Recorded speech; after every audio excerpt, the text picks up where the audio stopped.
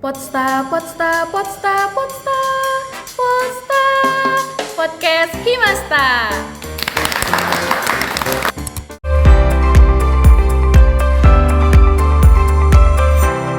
Oke, kembali lagi di Potsta, Podcast Himasta. Nah, pada kesempatan kali ini kita kedatangan tamu yang luar biasa. Mungkin boleh kita sambut dulu tamu kita hari ini. Halo, selamat siang. Selamat siang. Oke, mungkin boleh perkenalkan dirinya dulu nih. Nama dan juga dari angkatan berapa? Oke, halo semuanya. Perkenalkan nama saya Nurul Hanin. Biasa dipanggil Hanin dari dari Statistika angkatan 2021. Oke, sekarang Hanin ini kan udah semester 3 ya berarti. Kesibukannya apa aja nih selain kuliah? Kalau Hanin sendiri sih mungkin beberapa dari kita tahu ya, kalau Hanin tuh ya lumayan sibuknya ikut lomba-lomba gitu Kak. Jadi mungkin hampir setiap bulan tuh 5 lomba atau berapa lomba gitu sekali. Ya lumayan sih Kak. Oke, mungkin teman-teman juga udah pada tahu kan, Hanin ini udah banyak sekali mejeng di feeds Instagramnya Himasta FMIPA Untan. Mungkin mau tahu dulu nih, kalau dari Hanin sendiri, lomba-lomba yang udah Hanin ikutin tuh lomba-lomba dari mana aja sih? Oke, ini lomba di kuliah ya Kak. Nah, kalau misalnya di kuliah tuh basicnya sih memang dari biasanya himpunan-himpunan mahasiswa di univ-univ lain di Indonesia. Nah, tapi pernah juga ikut untuk lomba-lomba dari Kemendikbud yang kemarin terakhir Satria Data. Nah, terus biasa juga ikut lomba-lomba dari forum-forum internasional gitu. Nah, ya itu sih sementara ini. Oke, kan tadi banyak tuh kan lomba-lomba yang dari himpunan-himpunan yang ada di universitas. Nah, mungkin boleh tahu nih, kalau dari Hanin sendiri, lomba pertama kali yang Hanin ikutin tuh di selama kuliah, lomba apa sih? Kalau lomba pertama itu dari MSI, itu MIPA Science Festival. Lomba esai kemarin itu pertama banget Hanin ikut lomba esai. Jadi sebenarnya sebelumnya di SMA dan SMA, SMP dan sebelumnya itu Hanin belum pernah nyoba nulis esai. Pertama kali nulis esai itu di lomba MSF itu, dan alhamdulillah langsung juara. Dan jadilah dari situ langsung kayak ngerasa mungkin ada bakat di nulis gitu. Oke, tadi kan Hanin bilang ikut lomba MSI. Kalau Hanin sendiri ini pengurus MSI atau bukan? Iya Kak, staff program MSI. Oh, itu berarti udah berapa semester ikut di MSI? Oh, kalau jadi pengurus ya baru di semester 3 ini sih. Oke, kan tadi Hanin bilang tuh kan lombanya banyak tuh kan. Mungkin boleh tuh disebutin kenapa sih Hanin mau ikut banyak lomba? Kan udah sibuk kuliah juga kan, kenapa sih masih mau ikutin lomba yang sampai 5 lomba sekaligus kayak gitu? Kalau alasan sih sebenarnya pertama tuh karena memang udah kebiasaan dari kecil, kayak udah sering sekali ikut lomba. Jadi kayak kalau nggak ada ikut lomba tuh rasa ada yang hilang gitu. Terus yang kedua, mau banggain orang tua, itu pastilah ya, semua orang pun maunya kayak gitu. Yang terakhir ya pastinya pengen punya catatan prestasi aja sih, maksudnya selain gimana, kan Hanin nggak terlalu ikut di semua organisasi gitu. Nah, jadi gimana Hanin nambahin catatan di CV Hanin nanti, ya harapannya di prestasi-prestasi Hanin itu, terus juga nambah uang jajan. Oke, berarti karena Hanin mau mencari kesibukannya tuh selain kuliah dan nggak mau ikut banyak hima, berarti ikutin banyak lomba gitu ya? Iya. Nah, mungkin boleh sharing sedikit nih dari Hanin, kalau misalnya ikut lomba gitu tuh persiapannya mulai dari mana aja? Tergantung sih Kak, lomba apa nih Kak? Jadi misalnya, mungkin boleh lomba yang terbaru kemarin, yang Satria Data. Oke, kalau lomba Satria Data tuh persiapan pertama pasti nyari ide ya. Itu tuh sulit banget. Sama teman tim Hanin juga pasti udah ngerasain ngemper di fakultas kayak gimana mikirin ide dan nyari datanya.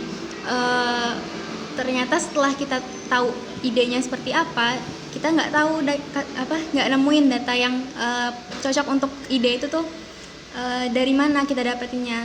Dan akhirnya itu sekitar H-7 atau H-6 baru kita nemu dan baru kita bisa ngerjainnya sama-sama. Akhirnya selesai benar-benar di H- berapa jam sebelum pengumpulan. Itu benar-benar nggak sempat dikoreksi sama dosen pembimbing, dan suatu keajaiban sih rasanya Hanin bisa lolos di babak finalnya. Oke, itu kan persiapan dari untuk esainya kan. Nah, kalau misalnya persiapan administrasinya gitu gimana nih? Kalau administrasi sih alhamdulillahnya lancar-lancar aja, karena kan dibimbing banget sama dosen-dosen dari prodi.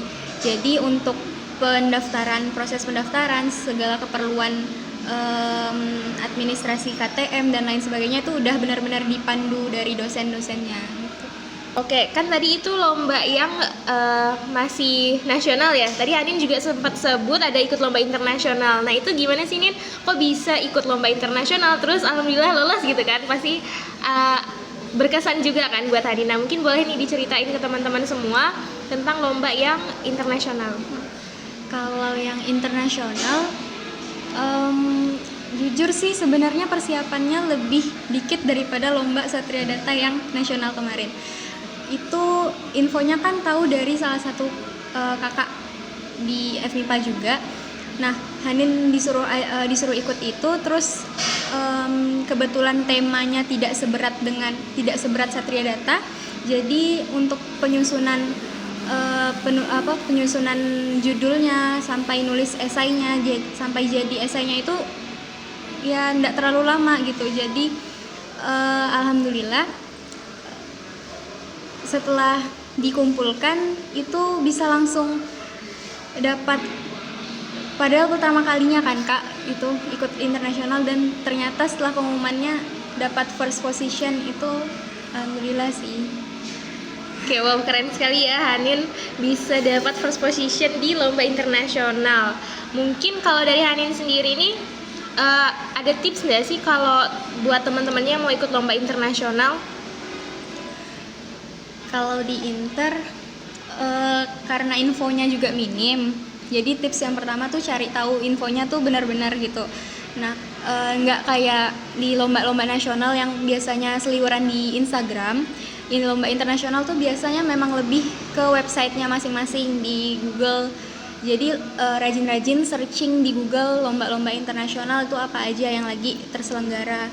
Nah, untuk penulisannya sebenarnya kurang lebih dengan lomba nasional. Palingan lebih ke gimana bahasa Inggrisnya kita bisa sesuaikan dengan grammar lah ya, nggak terlalu kopas dari Google Translate gitu aja sih. Oke, mungkin boleh nih cerita sedikit tentang tantangan atau mungkin kendala selama mengikuti lomba. Mungkin dari persiapannya ada kendala kah, atau selama kegiatan itu ada kendala atau gimana? Boleh diceritain.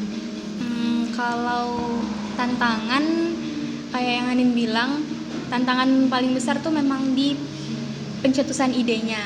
Nah, kalau misalnya idenya udah dapat, udah tahu bener konsepnya, itu tuh bakalan seterusnya tuh bakalan lancar aja gitu nulisnya.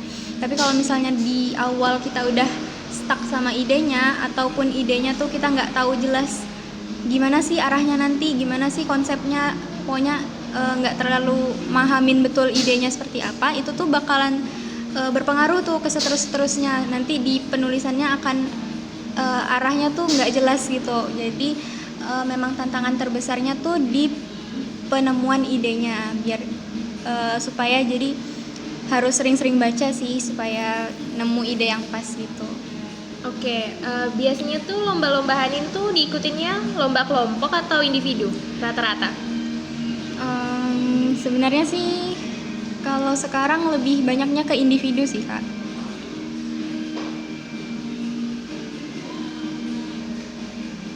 Nah, mungkin dari lomba-lomba yang Hanin ikutin, ada nggak sih impact atau output yang Hanin rasain, misalnya di dunia perkuliahan kah, atau mungkin dari individu Hanin sendiri gitu yang ngikutin banyak lomba? Kalau dampaknya ke kuliah sih sebenarnya mungkin kalau di perkuliahan belum ada ya, secara materinya juga mungkin agak berbeda. Nah, mungkin lebih ke nambah wawasan di materi-materi di luar perkuliahan kita gitu. Jadi misalnya kita kan kuliahnya di prodi statistik, ternyata Hanin belajar dari lomba-lomba Hanin belajar materi-materi lain yang di luar mata kuliah yang kita pelajarin di statistik gitu. Terus juga lebih nambah karena memang lombanya banyak, itu jadi nambah manajemen waktunya jadi lebih baik lagi sih. Terus lebih disiplin, lebih bisa ngatur prioritasnya kayak gimana gitu. Oke, bicara soal prioritas nih, Hanin kan juga kuliah. Itu gimana sih Hanin mengatur waktunya antara kuliah yang wajib kan karena kita di sini kan mahasiswa ya, terus juga harus mengikuti lomba. Nah itu Hanin gimana sih cara mengatur time manajemennya? Mungkin boleh nih di-share ke teman-teman supaya tahu gimana sih cara Hanin mengatur time manajemennya. Oke. Kalau misalnya terkait kuliah, itu memang kuliah yang paling utama sih yang Hanin di Hanin itu. Nah kalau misalnya lomba itu tips dari Hanin sih, Hanin bisa ngerjain lomba tuh dimanapun. Jadi misalnya Hanin di kampus pun Hanin buka HP, Hanin udah bisa ngerjain lomba-lomba Hanin. Bukan orang yang harus terpaku di depan laptop, harus sendirian dan lain sebagainya, di situasi yang mendukung baru bisa kerja. Nah jadi Hanin tuh orangnya tipikal yang bisa mobilitasnya cukup tinggi lah, bisa ngerjain itu semua tuh dimanapun. Nah mungkin bisa pandai-pandai beradaptasi juga sih, jadi ngerjainnya bisa fleksibel gitu dimanapun dan disesuaikan dengan jadwal-jadwal kita gitu. Wow, keren, berarti Hanin di sini bisa mengerjakan hal dimanapun gitu ya. Jadi harus terbiasa untuk multitasking gitu ya, Nin ya. Benar. Oke, mungkin ada ini enggak pesan buat teman-teman nih yang mau coba lomba-lomba, mungkin masih takut untuk ikut lomba, mungkin Hanin ada enggak mungkin pesan untuk teman-temannya yang baru mau mencoba ikut lomba gitu? Oke, kalau pesan ini berulang kali sih Hanin bilang ke adik-adik pun, kadang ada yang nanya kayak gini. Intinya coba dulu. Jadi kita nggak bakalan menang kalau kita nggak nyoba. Nah, kalau misalnya urusan setelah nyoba itu kalah atau menang ya udah urusan belakangan. Intinya kalau misalnya kita berani, kita mau nyoba, kita usaha yang benar-benar, insya Allah itu hasilnya akan baik sih untuk kita. Kalaupun nggak menang, kita dapat ilmunya gitu. Oke, wow, keren sekali Hanin. Semoga teman-teman di sini yang mendengarkan bisa mencoba lomba. Jangan takut untuk mencoba, karena kalau misalnya kita tidak coba, benar kata Hanin, kita tidak bakal tahu hasilnya kayak gimana gitu. Gimana kita mau menang kalau kita tidak mencoba? Oke, mungkin bagi teman-teman di sini yang mendengarkan podcast ini, tetap semangat untuk kuliah dan juga kegiatan lainnya di luar perkuliahan. Mungkin sekian dulu kita berbincang sama Hanin. Mungkin kalau misalnya ada waktu lain kita bisa berbincang lebih lanjut. Terima kasih Hanin udah hadir di podcast kami, di podcast Himasta. Terima kasih juga Kak.